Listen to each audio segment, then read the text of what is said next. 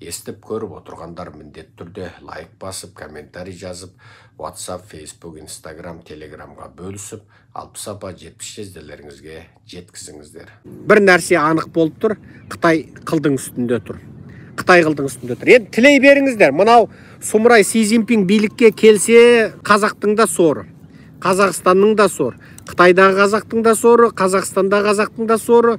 Ол экспансиясын тоқтатпайды. Қазір мынау Алматыдағы бірінші Алматы темір жол мекемесі, екінші Алматы темір жол мекемесі мына әлеуметтік желіде үлкен дау-дамай болып жатыр. Сол жердегі бұрынғы ескі скалаттар, ескі қоймалар, кейінгі жаңа салынған қоймалар, соның бәрі мына Назарбаевтың әулеті шетелге қашқанда Қытайға сатып жіберіпті дейді. Олардың ішіне жаңа пойыздың вагонымен кіріп кететін қоймалар дейді.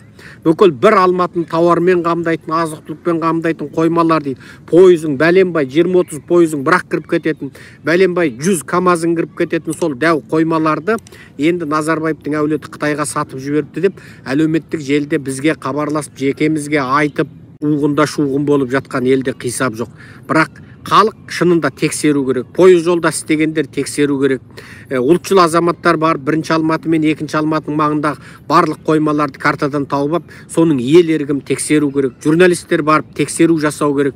Бұл жайдан жай шықпаса керек. Бұның барлығы Си Цзиньпиннің жаңа имперлік экспансияшылдық ойы. Ол Орта Азиядан ешқашан үмітін үзбейді. Ол Тайваньды ала алмаса, айналасын ешкімге тиісе алмайды. Моңғолға тиісе алмайды. Солтүстік Корея онсыз да иті, оңтүстік Шығыс Азия онсыз да Қытаймен одақ. Айналасында көршілерінің бәрінде 40-50% Қытай бар, оңтүстік Шығыс Азияның бәрінде. Сондықтан бұл жерде ол Орта Азияға түптің түбінде бір территориялық талабын қойып, өзінің бір саяси элитаның алдындағы имиджін қалыптастыруға тырысуы мүмкін. Енді Си Цзиньпин қысқасы билікке келсе, бүкіл дүние жүзіне теріс болғалы тұр ғой. Себебі ол адамзатқа қарсы адам, кәдімгі Маркстің жыны соғып, Энгельстің шайтаны кірген, Ленин мен Сталиннің жыны қонған сұмырай болып тұр ғой ол. Енді көршіге ондай басшының ұзақ жыл отыруы ешкімге де қолайлы емес. Ал енді осы 2,5 жыл, 3 жылға таяп, шетелге шықпаған Си Цзиньпинді өткенде аяқ астынан Сауд Арабияға барады деді. Ой, ол неге? Мына Назарбаев арабтың азаматы болып Тоқаев барып Саудияға қажылыққа барып келгеннен, диктаторлар сол Қағбада қасиетті қаратас тайланса, диктаторлығы бекем болып, халқы құл болып, ой, прай қажеке дейді екен деп, ол да қажыға барып келгелі жатыр мекен деп ойлап қалмаңыздар. Ол енді анық кәпір ғой енді.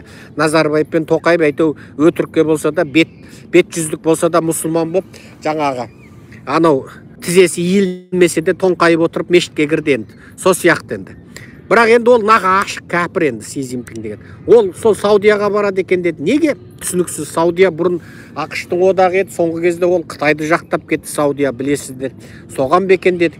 Енді аяқ астынан бір шыққан бейресми деректе ол оңтүстік Шығыс Азияның осы Қарашада болатын, Бали аралында болатын, Индонезиядағы анау бай 20 елдің жиналысына барады дейді. Сол жиналысқа біраз елдің басшылары барады, Байден шалда барады дейді.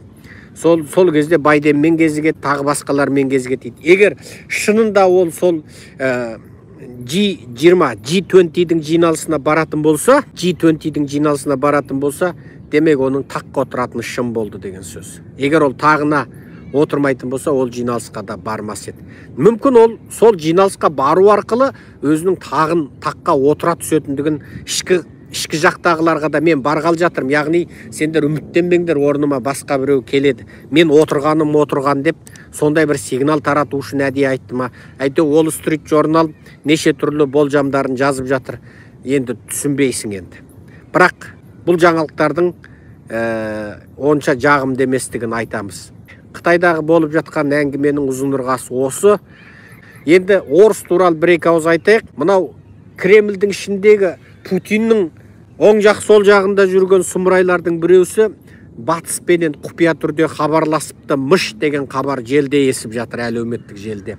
Онда ол соғысты тоқтату керек деп, жаңағы Кремльдің атынан Кремль соғысты тоқтатқысы келеді деген хабар беріпті дейді. Енді оған менің өзімнің көзқарасым мынау. Путин қысқасы не істерін білмей бармағын шайнап отыр. Украин күннен күнге күшейіп, Қырымды жарып, басқа жерлердегі орыстың әскерін 100 мыңын қоршауға алып, қысқасы жаратын жерін жарып, ататын жерін атып жатыр.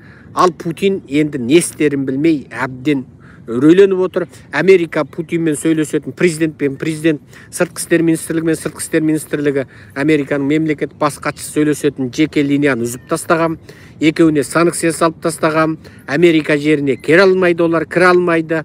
Енді сөйтіп Путин сол сияқты ортадан бір делдалдарын жіберіп, батыстан араша сұрап, сен де шығынданба, мен де соғысты тоқтатайын, бірақ менің өтінгенім емес, сендер өтініш айтып, сонымен мен көнген болайын деп, аттан түссе де үзеңгіден түспей, сондай бір сұрқиялық жасағалы тұр. Бірақ батыс бұл соғысты жалғастыра түсуі мүмкін, себебі батыстағы алпауыттарға да бұл соғыс керек болып тұр.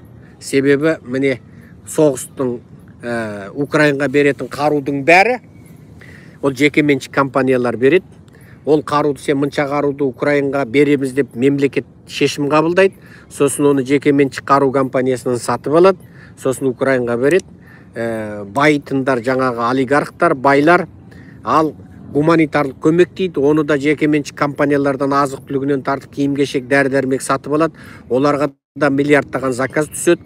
Демек, дәл қазіргі дағдарыстың кезінде, заказдың азайған кезінде Украинаға көмек, былай қарасаң Украина халқына пайдалы, бірақ сол көмекке қаруды да, азық-түлікті де, киім-кешекті, дәрі-дәрмекті де сол бергенде оны ақш-тың өкіметі сатып алады, Еуропаның өкіметі сатып алады. Яғни бұл жерде тағы байекеңдер байып отыр. Мәлім тұрғыдан алғанда, мынау экономикалық дағдарыстан, коронавирустың кесірінен өндірістер жабылып, әлемдік байланыс азайып өстіп тұрған кезде, мынау соғыстың болғаны, мына құнсыздану, ақшаның құнсыздануы, зат бағасының өсуі, инфляцияның артуы, бензин бағасының өсуі, газдың бағасының өсуі, осының бәрі мынау билікте отырған алпауыттарға жақсы болды. Ойбай, соғыстан деп қояды, анығында ол соғыстан бұрын басталған. Қысқасы, Путинді әбден қансыратып отырып, сол қанын, ең соңғы бір тамшы қанын ағызтып, сосын барып Ресейді тасталқан қып, 20-ға не 25-ке бөлшектейтін жоспары болып тұр. Бұл соғыс қысқасы Украинаға да керек болып тұр, батысқа да керек болып тұр. Ал Путин енді сол соғысты қайтып аяқтатарын білмей, ине жеген ит құсап, қыңсылап, былай қараса бет жоқ, былай қараса арт жоқ. Соғысайын десе бір жері шыдамайды, соғыспайын десе беті жібермейді. Орыстың шовинизмін өзі қоздатып алған, енді сол не істерін білмей дағдарып отыр. Жақсы, аман сау болыңыздар. Бізде шам күн батып кетті, қараңғы болып кетті. Жаңа жап-жарықта бастап сөйлегем. Бізде үйге қайтайық. Баршаларыңызға Калифорния штатының Сакраменто қаласынан сәлем, дұғай сәлем. Аман сау болыңыздар. Жұмыстың қарбаластығына байланысты соңғы кезде лекциялар азайып кетті. Айыпқа бұйырмаңыздар. Маған көп-көп дұға жасай беріңіздер. Білмеймін, ауру тарады ма, кеңірдектен ұстайды, осы жаңа тараған вирус дейді. Білмеймін, кеңірдекті ауырып тұрма, білмеймін, әйтеу бірдеңе. Аман болыңыздар. Қазақстанда да вирусты ана сұмырайлар қолдан таратып жатыр. Аман болыңыздар барлықтарыңыз. Бірақ біз 2 вакцина алып алғанбыз, ешқандай жайсызданып тұрған жоқпыз. Ешқандай қызу жоқ, қақырық жоқ, ешқандай бір жайсыздану, қышу, жыбырлау ештеңе жоқ. Бірақ әйтеу тамақ ауырып тұр, Құдайдың құдіреті. Дұға жасаңыздар, сіздерге біз дұға жасап жатырмыз күні түні. Сіздер де бізге дұға жасаңыздар. О жақта сіздер, бұл жақта біз аман болайық. Алла тағала баршамыздың екі әлемдігімізді нұрлы жарық қылсын. Аман сау болыңыздар. Құрметпен, Серікжан Біләшұлы.